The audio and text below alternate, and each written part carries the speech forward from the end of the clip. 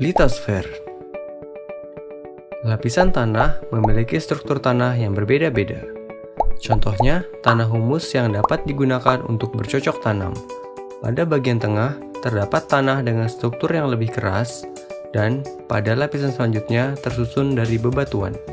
Dengan demikian, tanah di bumi memiliki lapisan-lapisan tertentu dengan struktur tanah dan batuan yang berbeda. Litosfer adalah lapisan batuan yang ada di bumi. Dalam arti yang luas, litosfer juga berarti seluruh bagian padat yang ada di bumi, termasuk intinya. Struktur padat di bumi terdiri atas 3 bagian. Yang pertama, kerak bumi, yang terbagi menjadi 2. Yang pertama, kerak benua, yaitu kerak bumi yang berada di daratan.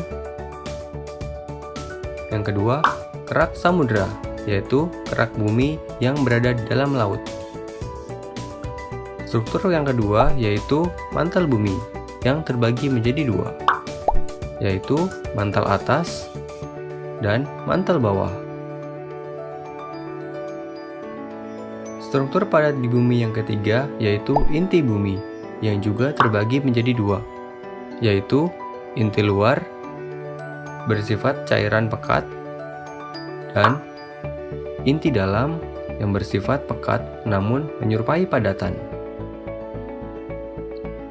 Berdasarkan struktur bumi, ada 2 teori mendasar yang perlu dipelajari. Yang pertama, teori tektonik lempeng, dan yang kedua, teori gempa bumi dan gunung berapi.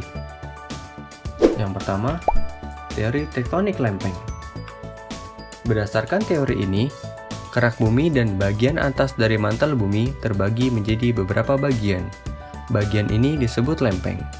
Lempeng bersifat plastis dan dapat bergerak di lapisan ini. Ketika lempeng bergerak, akan terjadi interaksi saling menjauh dan memisah. Selain itu, lempeng juga bisa saling mendekat hingga terjadi tubrukan. Apabila 2 lempeng saling menjauh, lempeng tersebut bersifat divergen. Divergen ini akan mengakibatkan peristiwa patahan atau retakan. Ketika 2 lempeng saling mendekat, maka pergerakan tersebut disebut konvergen. Pergerakan lempeng secara konvergen akan mengakibatkan tabrakan antar lempeng. Yang kedua, teori gempa bumi dan gunung berapi. Gempa bumi adalah energi yang terjadi di permukaan bumi akibat pergerakan lempeng. Semakin besar energi yang dilepaskan, maka getarannya akan semakin besar dan kerusakan semakin parah. Begitu juga sebaliknya. Bumi juga melepaskan gelombang atau getaran yang merambat yang disebut gelombang seismik. Ketika gempa terjadi di dasar laut, gerakan lempeng tersebut akan mendorong air laut ke atas sehingga timbul gelombang yang besar dan kuat yang biasa disebut tsunami. Gunung berapi. Selain gempa bumi, efek dari pergerakan lempeng adalah terbentuknya gunung berapi. Gunung berapi adalah proses naiknya magma ke permukaan yang menyebabkan erupsi.